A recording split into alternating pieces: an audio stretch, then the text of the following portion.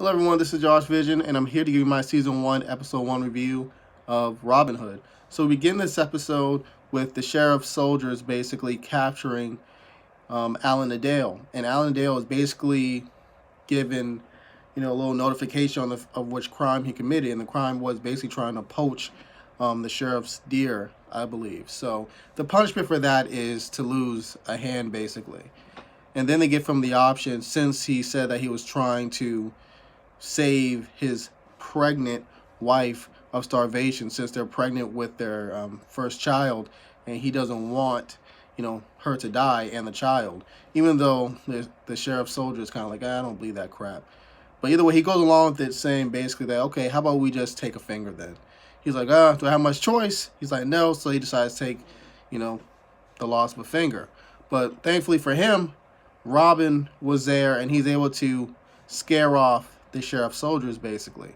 But that's a little bit due to the assistance of his servant, Much, who does something with strings that makes the soldiers think that there's actually more men, than they actually are. It's just Robin and him. So after they basically are on their way, Much gets a little bit too cocky. So he starts saying, shame on you guys, blah, blah, blah. And then the leader of the soldiers begins to realize that, wait, it's only two of them. So they begin to give chase, and Robin and Much are able to escape, their wrath. So they're on their way to Locksley, and Locksley is basically Robin's ancestral village. He's the lord of the manor there, and they've been gone, fighting the Crusades for about 5 years at this point over in Palestine. So while they're on their way to his, to his hometown of Locksley, basically, they meet up with this man and his daughter. Her name is Sarah. So they have to help this guy with his ditch. So while this is going on, Much and the guy speaking, Sarah makes moves on Robin. Robin at first is like, no, I don't want to do this. Your father's here, even though you're beautiful, and it'll be kind of dishonorable. But she's like, hey, he doesn't have to know. So basically, she kind of covers, she uses blinds basically cover them up, so they're doing their do whatever. So the father catches on as Much as basically watching what's going on. So him and Robin have this quick little fight, but Robin's victorious, and they manage to escape. So while they're walking back, when they're close to Robin's home, it's revealed to us basically that Much, who is Robin's servant, was actually freed of his servantry to Robin, due to his heroic acts during the 5-year war crusade over in Palestine. So they get to Locksley, and when they get into the to the manor, basically the village, everyone is scared. Like, they're nervous, they're afraid. They meet an old friend named Dan Scarlet, and Dan Scarlet warmly embraces them. But Robin and Much knows that he lost a hand, and he wonders what happened, and why he lose a hand, because he seemed to be a good guy. What's been going on for the past 5 years, and he basically relays to Robin that Gaius of Gibeon, I believe, or Gibeon, whatever, or Gibbon, right? So that guy, Gaius, has taken Robin's place since he's been gone fighting the Crusades, and he's been really kind of enforcing the law a little bit too harshly, to the point that everyone's really afraid of him, and crimes have been committed due to the lack of food they've been given and the extreme labor they're going through. So I believe the reason why he lost his hand had to do with his two sons, the elder being Will Scarlet, and due to the hunger the family's been having, Will and his brothers stole something. I believe it was flour or bread or something, or they were trying to poach the sheriff's deer, the king's deer, something like that. And basically, the sheriff gave him an option, or I believe Gibeon gave him an option, actually. So it was either going to be one of those two to give up a hand, or him. So since he was the father and they're young, he was the one that took responsibility, and he lost his hand. So essentially, while this is going on, Gibeon, or Gibbon, whatever, he calls everybody in the village to come together because someone stole some flour. So he catches the guy who stole the flour, and he believes it was more than one person that stole it. So he tells the other people to come forward. And if they don't, there'll be some huge, punishment, for them to suffer. So Robin steps forward and says, hey, I'm Robin of Locksley. Your presence no longer here. I'm back. I'm the Lord of this manor. So basically, scram. So he looks at Robin teed off. He's like, okay, all right. So he leaves with that kind of like, I'll get you, back for this, in decency or whatever. So Robin makes his way back, to his manor. And he sees his old servants. He's back in his old, man, like I mentioned before. And he reminds his servants basically that Much, who was, like I mentioned before, was Robin's original, servant, is now free. So he basically has, the rights and customs of Robin since he's a freed man now. So Much basically asks for people to make him a bath, basically, and to make some good chicken and pork for him to eat while he's in the bath. So while he's in the bath, basically Much, we see Gibbon and Robin have this exchange, with Robin talking about how much he's changed since the war, and Gibbon reminds Robin that he used to remember how violent Robin used to be and how he used to enjoy fighting. And Robin's like, well, how did you know me? And Gibbon's like, well, I've seen you in action before. So there's a little bit of a tense stare down between them before Gibbon leaves. So while this is happening, or basically after this happens, we see that Much actually may have some PTSD, because we see him start to cry while he's in his bath. He's hearing the loud noises, the sword clangings, and everything, the arrow swishing in the air.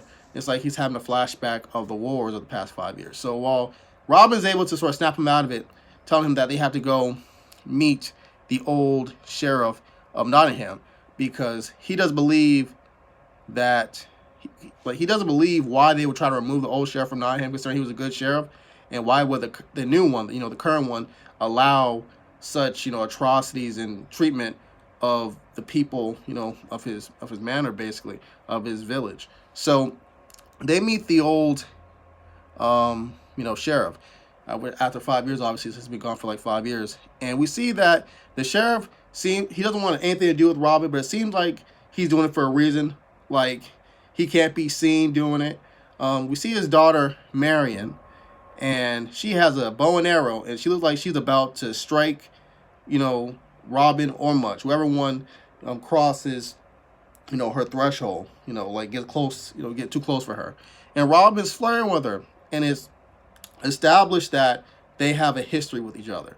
They may have been lovers, or they were probably close to being lovers, but Robin had to leave, for the Crusades 5 years earlier. So after this, we see Robin go into the meeting of the sheriff. So we see the current sheriff, and he seems to be a complete a-hole. He's condescending. He's arrogant. One of the lords mentions that they've been able to get like 300 pounds in total through trade, and I believe the villagers or something along them lines. And he's like, okay, but you promised me 500. And one of the lords like, well, it's kind of hard, to do that. He's like, I don't got time for excuses. All right, if you say 500, I want 500, one way or the other. So Robin comes, and Robin's basically telling the sheriff that he's a bad, sheriff, and that if the people can afford money, like if they give him more work and stuff instead of having all this stuff taken away from them, that means the city will be more, the village will be more lively. Because I believe he mentioned the fact that usually on Wednesdays it's Market Wednesday and people doing trading, and when people trade, it benefits everybody, and the sheriff feels like Robin is basically being an a-hole to him and trying to show him up. So he kind of he's really enraged by this. So he goes into his studies, and I believe he kills or snaps the neck of one of his parrots. So Robin speaks with Marion again, and Marion lets Robin know that her father will meet him later on in the night. But it's clear that Marion is feeling some type of way towards Robin, that she's pissed that he left her, for 5 years ago. So Robin and Much, they go to meet the sheriff, and the sheriff basically tells Robin that he was blindsided, that Prince John basically replaced him due to some type of favors or connections he had with the current sheriff of Nottingham. And he tried to get him removed or something along them lines, but it didn't work. And that he feels like he was too open about his plans. He should have been more discreet and should have played the long game, basically. And he advises Robin to do that. And he believes that Robin does that, then there's a strong possibility that they can find a way to get him ousted, like the current sheriff ousted from his position. So while this is going on, Robin is told by the sheriff and by Gaius of Gibbon, who apparently is a close friend, and I believe like whatever, screw it, a close friend, you know, of the sheriff. They are told that 4 men who are from Robin's, basically his village, are to be executed for the crime of stealing and all that stuff. Even though it's kind of a bogus crime, you know, honestly, I believe Will Scarlet and his younger brother are part of it. Alan Adale, which I mentioned earlier, and who else? Oh, and the guy who admitted that he stole, you know, some flour, basically. So the sheriff basically gives Robin this thing that the law is very important. You know, in our country, custom and laws are very important. So if you expose yourself by trying to pardon these people, then that means the vulture's gonna come for you. That means basically what he's saying is that makes you look weak. So it'll make it easier for me to have some influence to try to remove you, or basically lessen your influence. So you're basically stuck between a rock and a hard place, you know. So Robin concocts a plan basically to try to use someone. I believe, was it Friar Tuck or someone? He tried to use the whole church, you know, excuse that the 4 men, like the night before the execution, they confessed their sins and they're under the protection of the church, like some type of novice deal or something. But it didn't work. So Robin basically sets them free. He uses his skills from warfare. I believe he shoots 2 or 3 of the nooses off of the 3 men, and the other one he saves via sword.